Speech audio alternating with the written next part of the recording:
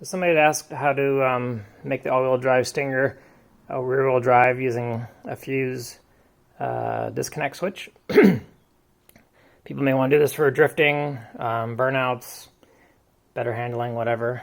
But this is how I did it. I just took one of these electrical connectors and split it right down the middle using these tin snips. And then crimped on some wire, soldered it, used the heat shrink.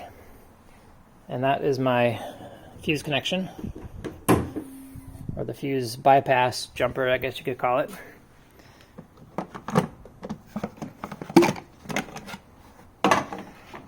So the all-wheel drive fuse is the middle one right here. It's a 20 amp.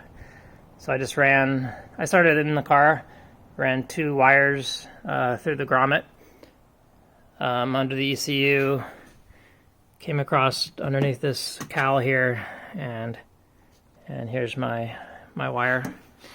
I stuck those 2 prongs I showed you into the fuse, and I just put a little piece of red wire here to keep them separate so they don't touch accidentally.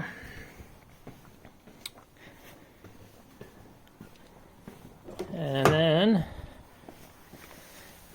in the car we have, this is the brake wire, brake snip, and then this is the rear-wheel drive switch.